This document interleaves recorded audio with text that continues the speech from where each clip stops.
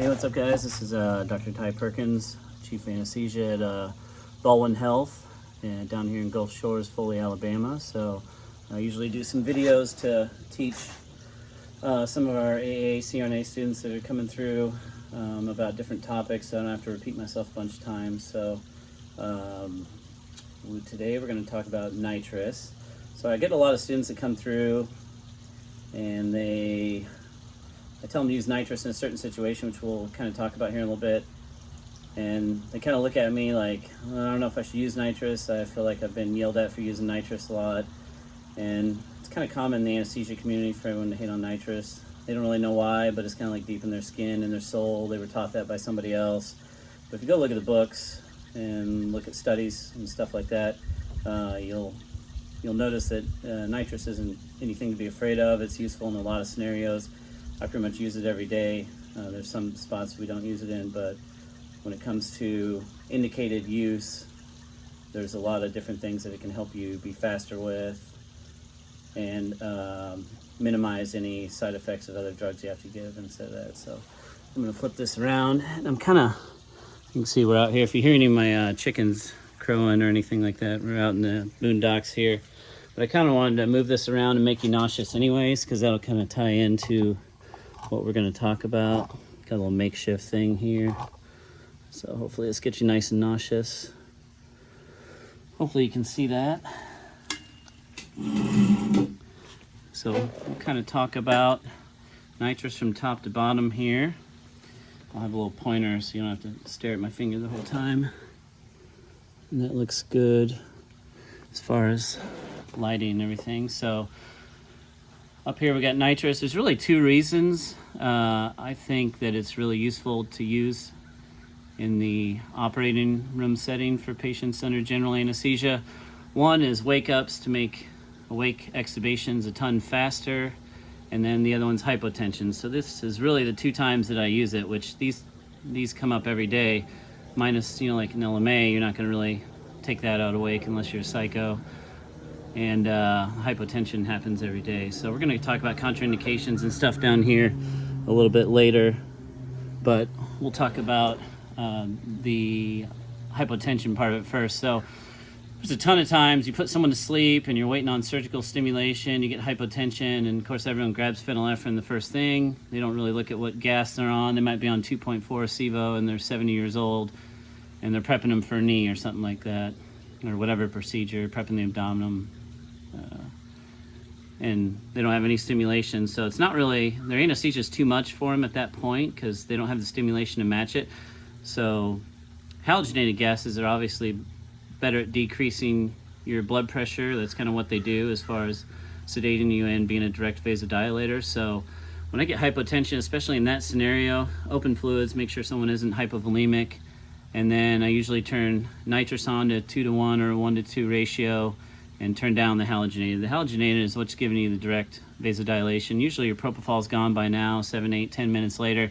You're not getting any hypotension from the propofol. It's gone and metabolized into an inactive product by your liver. So if you really look at this, when you have hypotension, it's really better for the kidneys than pressing. There's studies that come out every year, every other year, that say, hey, pressing's not that good in anesthesia. We all do it. Now, when you think about it, you're pressing somebody, you're taking a vessel and making it smaller. Our little number on our blood pressure looks better, but we just took a vessel that was open to X and decreased it by whatever percent. So the flow's going through there is a higher pressure, but it's probably a smaller tube size, like radius or diameter of the blood vessel. So did you really do much at that point? Because you made the number look better, but you didn't really increase the blood flow to it. So when you're trying to keep something at a map of 65 or 70 or whatever you want to pick, and you're waiting for surgical stimulation at that point, I think it's better just to open the fluids up, make sure hypovolemia isn't the issue, especially later in the day. They've been NPO for so long, their surgery got kicked back, or they have a bowel obstruction or something, they've been NPO forever and throwing up and losing fluids that way, or diarrhea or any of those type of things. Fluid should be addressed at that point. I turn down the halogenated gases, usually try and get them down to like 0.5 MAC on the halogenated, and then turn the nitrous up to 2 to 1 or 1 to 1 and try and get close to a 50% MAC. So you're still at 1% or 100% MAC-ish around that point, but it beats just going straight for phenylephrine and not doing anything else. Now, if you get 2 or 3 blood pressures down the road and this isn't helping, because usually this should help almost instantaneously, I will press at that point, but I'm pressing with fluids open, with nitrous on, with minimizing the halogenated gases. And this is easily reversible. So say this always happens with a 90-year-old Brooker, his or her hip, coming to the surgery, they're demented. I mean, they don't feel much anyways because they're a little older, they got a neuropathy, whatever it is, and you go put them on whatever table you're going to fix their hip on, and they don't really react from that, even though that can be stimulating if they have a fractured hip. Definitely I go right to nitrous, open your fluids, and decrease your halogenated. So, and the nice thing is also about nitrous is it comes on and goes off so fast when they're prepping and the surgeons, the circulators prepping, they're draping, you can go ahead and turn them back on to fully halogenated if you think that's what they're going to need to keep their blood pressure normal with stimulation. They might not even need nitrous, but it's a nice 10-15 minute gap to where you don't have to press them, which has its benefits too. And you see here it says infiltration. So if you're putting a bunch of pressors through an infiltrated IV, so especially if you don't get a response from it in the first or second time, that's not a good thing, especially if it's distal out in the hand and you just put phenylephrine or levophed, vasopressin, somewhat ephedrine, anything that's a direct alpha-1 isn't good in the peripheral in the skin, can cause necrosis. And they've done some studies showing that people they've shown cases where people rotted some of their hand off, lost a finger or so from that, especially in peds. Let's go back up to here. So the second reason I use it a lot is wake-ups. So especially awake extubations. Like I said, LMAs, it's not really an issue. If someone's hypotensive and they have an LMA in, say they're a supine hip, let's use that as an example throughout this. I might have them on nitrous so I don't have to press them so much, and then at the end of the case, when they're closing and they're putting the bandage on, I would turn the nitrous off at that point, put them back up to close to 1.0 MAC for their age, just to minimize any laryngospasm or anything like that when you take it out deep. So sometimes you might even have to press at that point, but at least you didn't have to press them the whole time being on full MAC of halogenated. So when you do wake-ups, so say someone has an ET tube and you want to do an awake extubation, which is pretty standard, every time they start closing, I'm turning the nitrous on unless there's a contraindication. And I pretty much turn the SIVO off at that point, and I kind of let the blood pressure and respiratory rate guide me. So the respiratory rate, it's better if they have a lower respiratory rate, so sometimes you might add some narcotics, or you got Presidex, or you gave ketamine before, anything that's an adjunctive analgesic to decrease the respiratory rate. I like to, if I'm going to do an awake extubation on somebody who has an ET tube in, I'd like their rate to be less than 16, 15, 14 or so if I'm using nitrous. It just helps them, it minimizes the patient doing a sit-up if you turn the SIVO off, or start coughing, hacking all over the place. Of course, you got to take into effect if they take narcotics before chronically, or they're a smoker or anything like that. So also for wake up, the second gas effect, when you turn nitrous on and off, it's going to pull SIVO on and off faster from that, so that's a positive thing. You're also being able to test their FiO2 tolerance. So say you turn SIVO off, they're closing, you turn nitrous on 2 to 1, you're looking at FiO2 of 30, in the low 30s, mid 30%.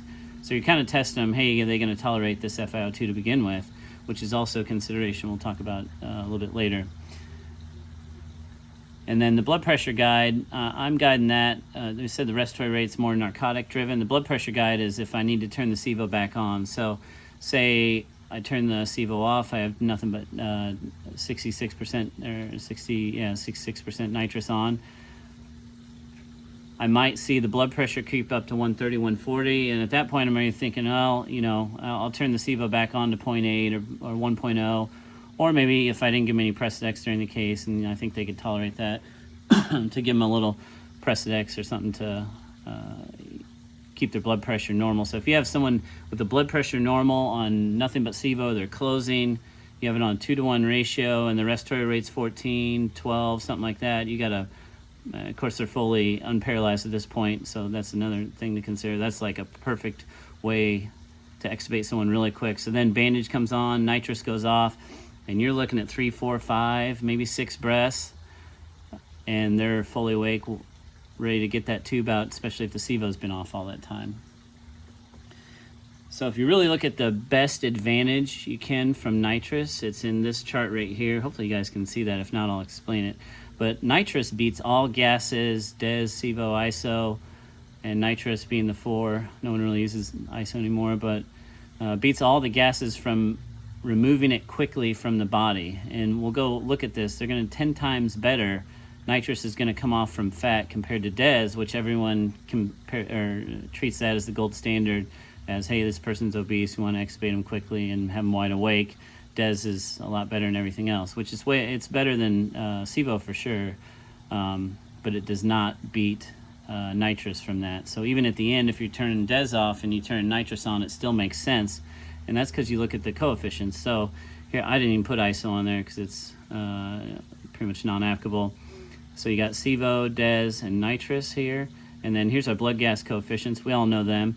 And they say DES is the best, which it is, but it's not by that big of a percent. You think of SIVO being at 0.65, nitrous at 0.47, and DES at 0.42. So DES is the best, but really nitrous is just barely behind it. It's almost equivocal when it comes to that.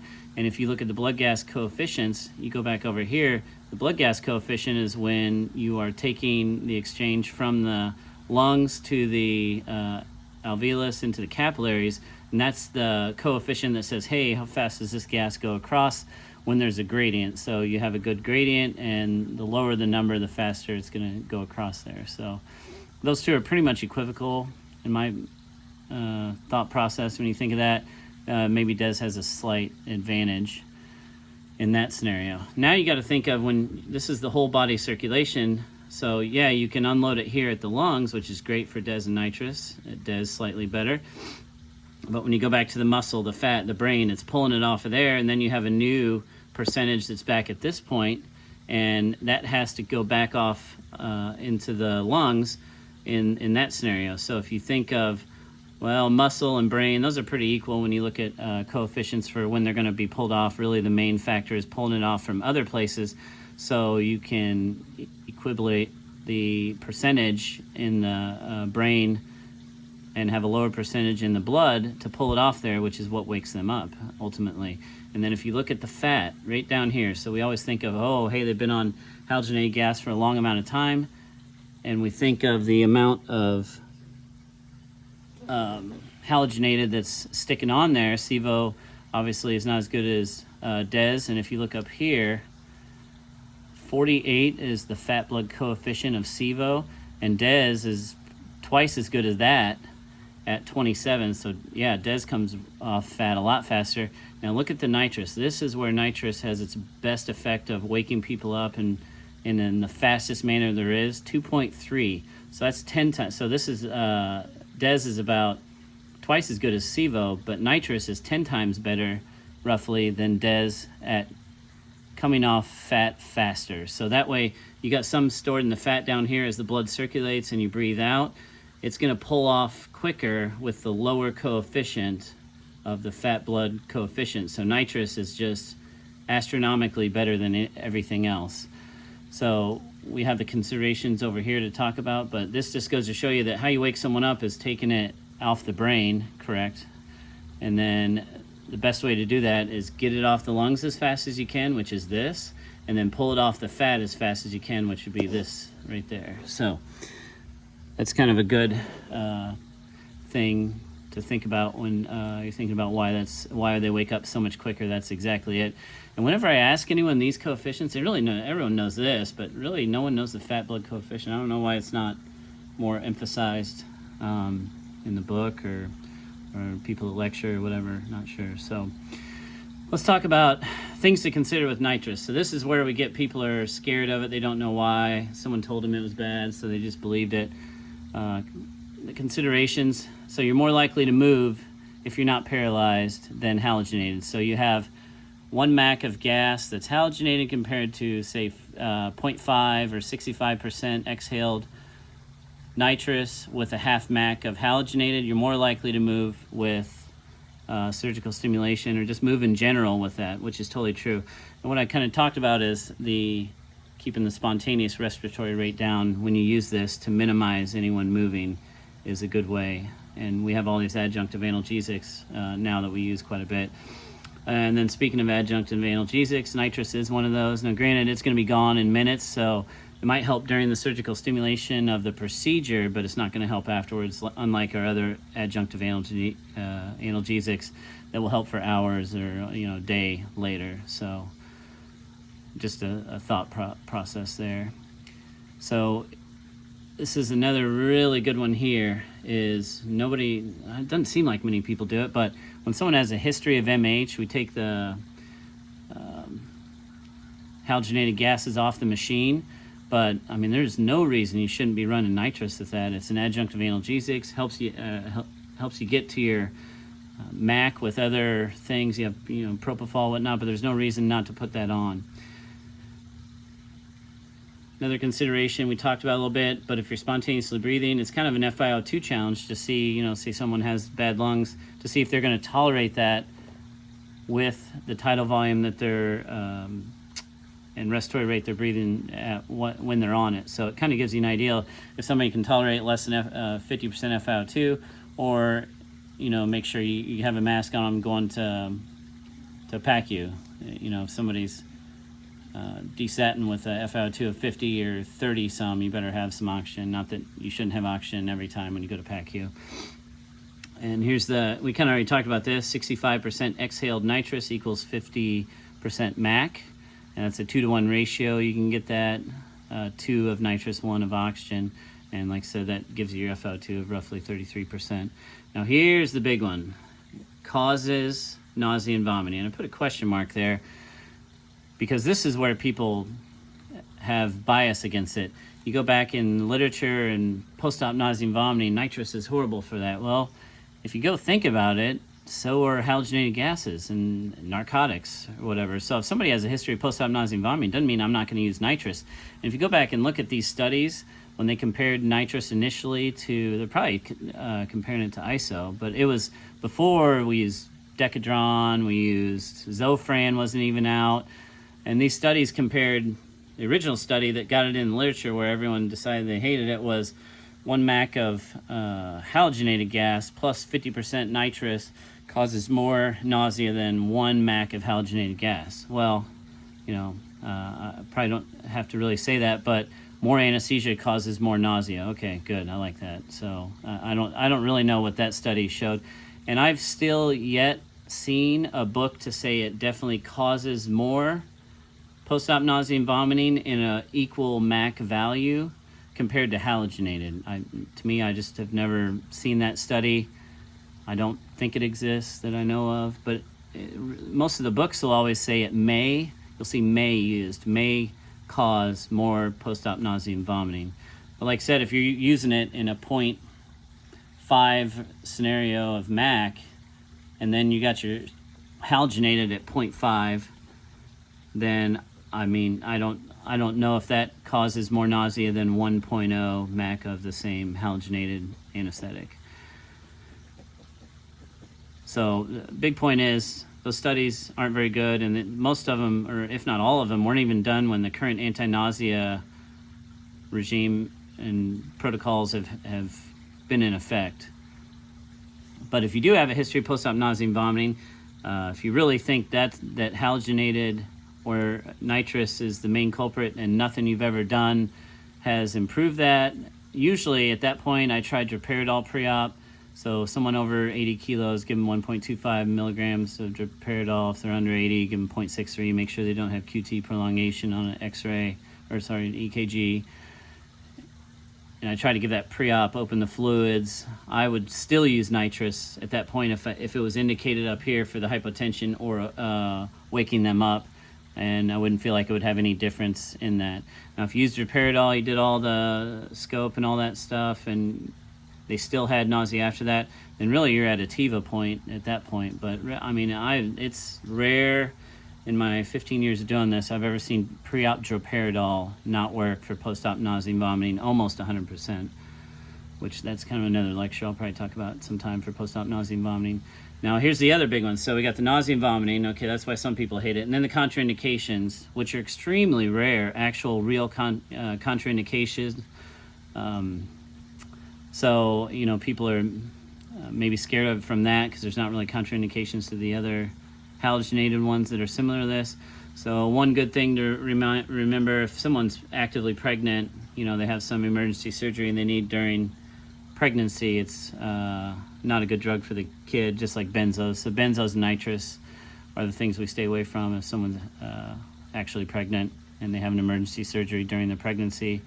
Now when baby's out and you're waking them up, you still could, I mean, as long as you're not worried about some type of embolus in the vasculature. So other contraindications, inactive pneumothorax, obviously wouldn't, middle inner ear surgery, the ENT and docs are going to tell you that. The one people miss a lot is significant pulmonary hypertension. So if somebody has moderate to severe pulmonary hypertension, I don't even turn it on.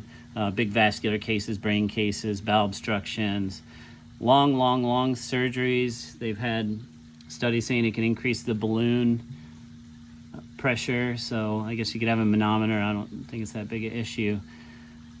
Unless you're talking about, you know, somewhere around a day surgery, 24 hours, where it would affect a balloon status. But then again, you're probably going to check manometer pressures with that, which is uncommon in 99.9% of surgeries. And even bowel obstructions, you look at that. Once the bowel obstruction's fixed and they're waking up, I still turn it on just because I want a faster wake up. A lot of times bowel obstructions can get a little bit longer, so you've had halogenated on for quite some time. I'll turn it right on for that and to help wake them up quicker and turn the halogenated off faster. And you also hear someone say, well, this is an intra-abdominal laparoscopic case, shouldn't turn it on, it can make the cavity higher pressure, which it's pressure regulated by the towers. So I've never actually seen a real contraindication to laparoscopic or robotic surgery with nitrous because the pressure's regulated. So that's kind of it. One last thing down here, I do have air in the anesthesia down here as far as pre-oxygenated and wake-up times. When you talk about diffusion atelectasis, it's kind of a offshot of this, but I'll have people that go 1 ratio of air to 1 of oxygen because everyone's always done it. They don't really know why. Diffusion atelectasis is what we talk about, but really diffusion atelectasis has never been proven to be a significant issue in general anesthesia. Most of the time, if you ever see that, it's like with status asthmaticus, where you know you're absorbing so much oxygen out of there, you can get atelectasis from it. But in that case, then we should not bag people with 100% oxygen when they're coding, or when you really think about it, if you really think air should be on during general anesthesia, then you should not pre-oxygenate with 100% oxygen. You should pre-oxygenate with 50% FiO2 or whatever magical formulation you think it is, because you would give them atelectasis giving them 100% FiO2. Makes no sense. And then when you wake them up, you should never wake them up on 100% FiO2 in that regard, which also makes no sense. So I think if you really summarize this, you got hypotension, fast wake-ups, and the reasons for it. And we kind of discussed all that. The general bias from nitrous, I really have never figured out why people hate it so much, but it kind of reminds me of something in the political realm. It's the same, you feel like nitrous almost equates to being Donald Trump. A ton of people hate him. They don't know why. They don't really have any good reasons, but if you just let it happen, you can use it for your advantage, and you'll be better on the far side of it. So anyways, if you want to leave any comments, or you see any studies that actually equate nitrous in an equal fashion to halogenated, I'd love to know them. And if you even see in your books, like I'm 15 years out, so I don't buy the new Morgan and McHale or Miller's, if it actually says in there it causes more post-op nausea and vomiting than halogenated, I'd be interested, because when I was training, it always said may. So I hope this helps, and if you've got any questions, you can put them in the comments below. Thanks.